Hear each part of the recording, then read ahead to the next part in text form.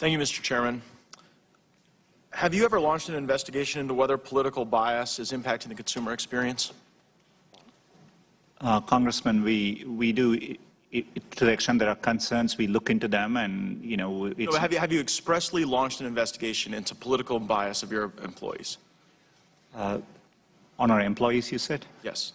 To the extent, we always take any allegations around code of conduct across every issue seriously, and we look into them.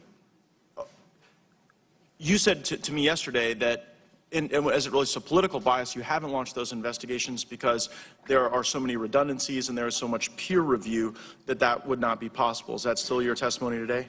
Congressman, yes, it's the way our processes work. If you need to make a change in our algorithms, there are several steps in the process, including launch committees and user testing and our rater guideline evaluation. But at your company, your employees can get together and chat in groups, right? Google groups? Yes, they can. And one of those groups is the Civil Rights Group, right? We have many employee resource groups on which they can participate in conversations, yes. Have you ever looked into the conversation into the Resist group? Congressman, no.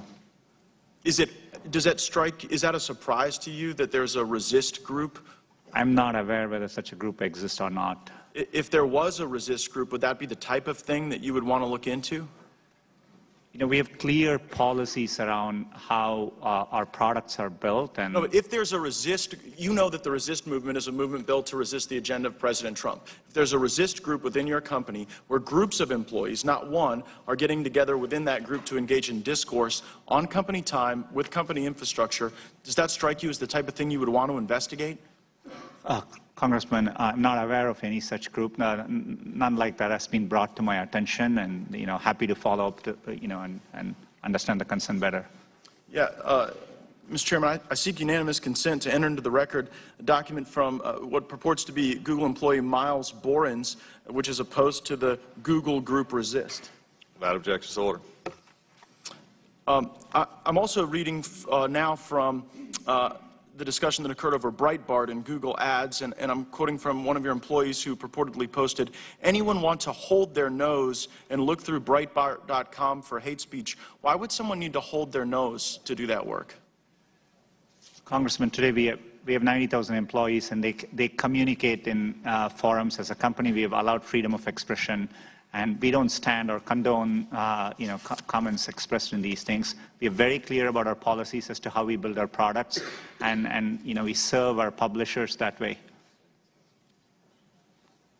Well, if you haven't launched an investigation into any of your employees, because it would take a group of employees to engage in improper conduct, and if those groups of employees are engaging in discussion on your platform, and if one of those platform groups is Resist, and if on that Resist movement site or any other sites in your platform there's discussion of suppressing conservative speech, why would that not be something that you would launch an internal investigation in, publish the reports, sanction those employees that may or may not be engaged in improper conduct, so that we can all have greater comfort in the user experience? Congressman, first of all, I want to assure you we have checks and balances so that employees, and we not just on this issue, across any issue, we protect the sanctity of our systems, our product development process, and we would do that. How can I have confidence that you're protecting the sanctity of your system when you don't even know that your employees are getting together on your own company's infrastructure to talk about political activity?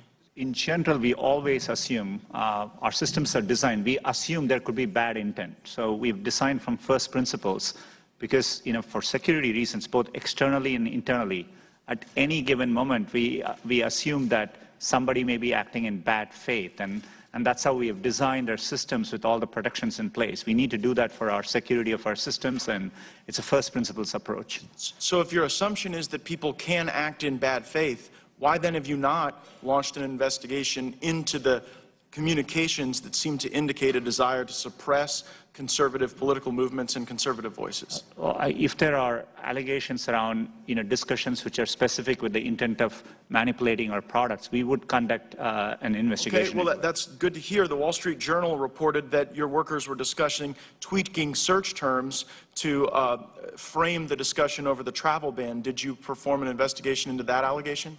We looked into it. There was no attempt at anything to influence our products. there are at times during important news events, important, for example, during events like hurricanes, etc., we have a set of tools, crisis response tools. During the travel ban, even the Department of Homeland Security was looking to put out information because there was some confusion around the event. So there was some discussion around things like that too. And so well, I would strongly suggest that one of the crisis response tools that you use is in an investigation into the discourse of your employees on resisting the Trump presidency, resisting the Trump agenda, and then smothering some of the conservative outlets that seek to amplify that content. I yield back, Mr. Chairman.